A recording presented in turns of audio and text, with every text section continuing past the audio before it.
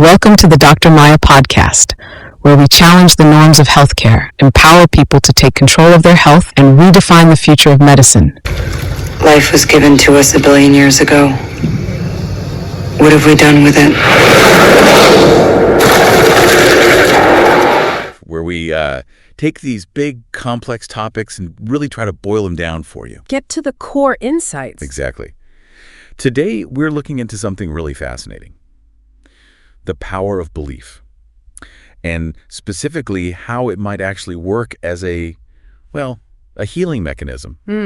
We're exploring how trusting in wellness may be guided by something like this Maya tool we looked at with its color codes and non-algorithmic approach, how that might tap into the placebo effect. Yeah, the placebo effect. It's huge. Right. The big question is, Right. how can our minds really influence our physical health? Yeah. It's kind of our mission today. And you've given us some really thought-provoking stuff to dig into. We've got material on the placebo effect, obviously, the mind-body connection, even dipping into things like the law of attraction and some really cool links to physics and the universe itself. It's quite a mix. It is a diverse set of perspectives. Yeah, and our goal, is to synthesize all this for you, make it clear, insightful, but hopefully not overwhelming. We want to understand how belief, especially if it's nurtured in a supportive way, might offer a unique path to feeling better. Maybe something that feels a bit different from, standard medical routes. Okay, let's jump right in then. The placebo effect.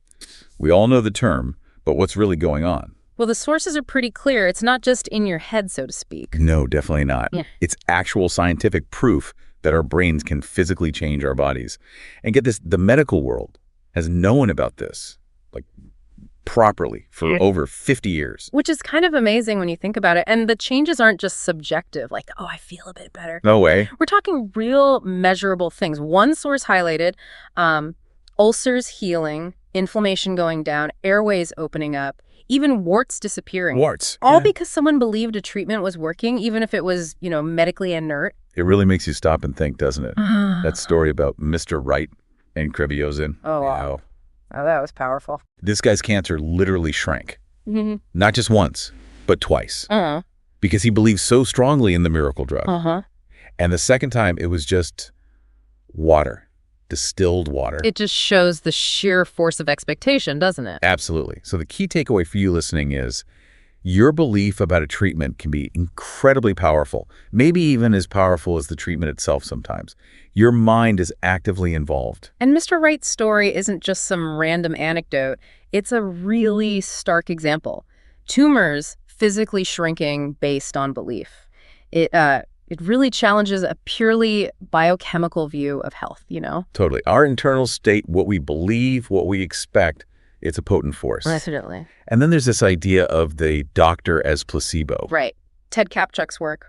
Yeah, it seems the actual care, the attention, the empathy from a doctor and nurse, that itself can trigger the placebo effect. Even in studies where people knew they were getting a sugar pill. Which is wild. It is. They still got better, probably because they felt cared for, supported. They believed they were doing something. So that human element, that feeling of being tended to, it seems crucial for kicking off the body's own healing processes. Yeah, Kaptchuk's research really points to that. Empathy, support, they're key ingredients. Which makes you wonder, how do we keep that human touch in healthcare today with all the tech? Good question. And of course, there's the flip side, the nocebo effect. Right. If positive belief heals, negative belief can harm. So if you expect bad side effects or you're convinced you're going to get sick, your body can actually start creating those negative outcomes. It's our minds hold the blueprint for both wellness and illness, depending on our focus. So the insight for you listening is be mindful of negative thought patterns about your health. Cultivating hope really matters. It really does. Our physiology is just so sensitive to our thoughts. Okay, so with that huge power of belief established, let's bring in this Dr. Maya GPT idea. How does this tool designed to let you share symptoms, get info, and empathetic advice, how might that tap into this placebo power? Well, what's interesting is how it directly tackles some key placebo triggers. First off, just having a place to voice your worries, to articulate them, and get a response that's designed to be informative but also empathetic, that can short-circuit that immediate negative thought spiral. Okay. So it stops the runaway train of anxiety before it really gets going. Potentially, yes. Yeah. Because those anxious thoughts, they trigger the stress response, right? Fight or flight. Right. Cortisol, adrenaline, all that stuff that isn't great long term. Right. So Maya intervening early, offering context, it might prevent that whole cascade. The insight being, dealing with health worries proactively with a supportive tool might actually trigger your internal healing mechanisms through belief. And that feeling of being heard, of being understood, Yeah. even by an AI, could that provide some of that tending, nurturing care we talked about? The stuff Kepchuk found was so important. That's a really good connection to make. Look, it's not a human doctor, obviously. But if the AI is designed to respond empathetically, to validate your concerns, that feeling of being acknowledged, of getting guidance, it could still foster that sense of calm and hope. And those feelings seem crucial for letting the body's self-repair systems work properly. So the feeling of support itself is a catalyst. It can be, yeah. The feeling of being supported, understood, it's powerful for activating your own healing potential. So Maya could almost function like a digital placebo then. In a way. By giving you information, making you feel heard, understood, it builds a positive expectation. Okay, I'm addressing this, I understand it better, things might be okay. Right. And that positive expectation, as we saw, can have real physiological effects. Plus, by giving context like those color codes showing urgency levels and calming excessive worry, it might help prevent the nocebo effect too. Stop fear from causing negative physical outcomes. Okay, this links directly to interrupting fear-based thinking. We know worry is bad for us, body, brain, mind, and doubt gets in the way of positive outcomes. So how does believing in Maya's guidance specifically stop that fear? I think it's the action itself. Instead of sitting there worrying, maybe Googling symptoms and freaking out. We've all done that. Exactly. Instead, you're engaging actively. You describe your symptoms, you get a structured, considered response. That act of taking control, seeking information from a source designed to be balanced and empathetic, it can immediately put the brakes on that fear spiral. And Maya's focus isn't just algorithms, right? It's about understanding context, offering reassurance. Yeah, the idea is to avoid needlessly triggering the amygdala, the brain's fear center, by downplaying minor things and providing perspective. That reminds me of Peter Sage's point about mainstream media often hitting that fear button, creating a negative default. Right. Constant bad news, health scares, it keeps us on edge. So interacting with something like Maya, which aims for a more balanced personal view, could be an antidote. It could be. It offers a direct response to your concern, not just general scary headlines. That personalization, that feeling of control and understanding, that can really dial down the fear. And Mario Lanzarote suggested resisting doubt gives it power. He said embrace it, but fill up on self-love. Could Maya help with the doubt part by giving info, support, maybe fostering a bit more self-care regarding our bodies? I think so. Health anxiety often comes from uncertainty, right? Not knowing what's going on. Definitely. So if Maya can provide clear, contextualized insights, it reduces that uncertainty. That empowers you, makes you feel more knowledgeable, less doubtful. And the empathetic responses, that feeling of being heard, validated, that can indirectly boost self-compassion, self-care around your health. Okay, let's contrast this with a standard doctor visit. You go in, maybe get a prescription, maybe told, wait for tests. It can feel passive, maybe even increase anxiety while waiting. How does Maya feel different? Yeah, that's a key difference, isn't it? Traditional medicine can sometimes feel reactive. You present a problem, wait for an external solution, a pill, a test result. Maya offers immediacy, interaction. You're doing something right now, describing, getting feedback. That can feel way more empowering. It gives you a sense of engagement, of understanding now, which might lessen that awful waiting anxiety. You're participating, not just waiting. And the sources mentioned inefficiencies, like serious medical resources, sometimes getting tied up with minor complaints, straining the system.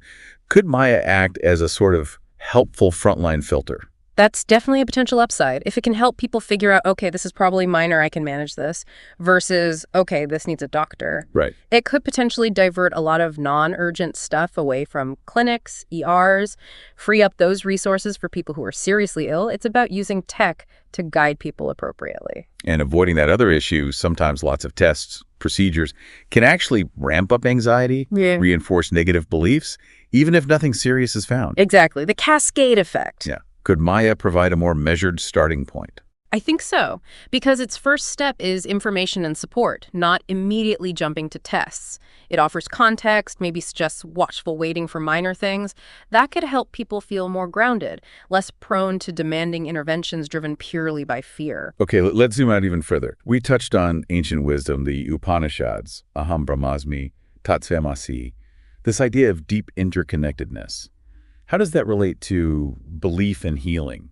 Well, those teachings point to a fundamental unity, right? That we're not just separate little selves, but part of a larger whole. And interestingly, science kind of echoes this. Oh, so? Like the fact that the atoms in our bodies were forged in stars, we're literally stardust. Wow. And the most common elements in us mirror the most common elements in the universe. Realizing this deep connection, this belonging to something vast, it can foster a sense of, well, resilience, a different perspective on well-being. And this sense of connection, it seems to vibe with the law of attraction stuff too, doesn't it? The idea that our thoughts or beliefs shape reality, that the universe conspires to help you achieve what you truly desire. Yeah, there's a definite overlap. The law of attraction really emphasizes the power of focus and deep belief. If you genuinely believe in wellness, focus on health. The idea is you align yourself with forces that support that outcome. So believing I am the universe or I am fundamentally well, it's like setting an intention. Kind of. It reinforces your inherent power, your potential for health. So for you listening, cultivating that strong belief in your own wellness could be a really powerful first move. And visualization came up too, as a tool used with belief.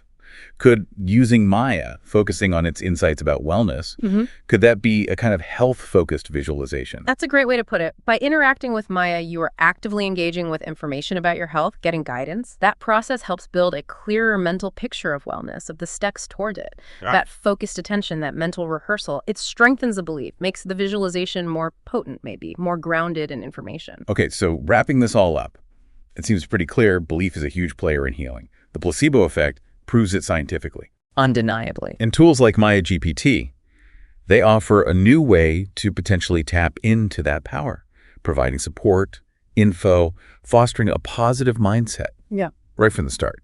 And that feels different than just waiting for a pill or a test. Yeah, it's more interactive, more immediate, less passive. And maybe, just maybe, this power of belief connects to something deeper, that sense of interconnectedness, the inherent potential within us, like the ancient wisdom, and even some modern science suggests. Exactly. The big insight for you, really, is the incredible influence your mind, your beliefs have on your physical self. By consciously working with that belief, maybe using supportive tools, you might fundamentally shift how you relate to your health, move away from fear towards empowerment, hope, active engagement. Which leaves us with a final thought for you to chew on. What if you actively nurtured that deep belief in your body's power to heal? Maybe using tools like Maya for guidance and support. How could that change your relationship with health, dial down the fear? What if the most critical first step towards healing is simply truly believing it's possible? Something powerful to consider. Definitely. We encourage you to explore that power, the power of your own mind, your own beliefs. Thanks for joining us for this.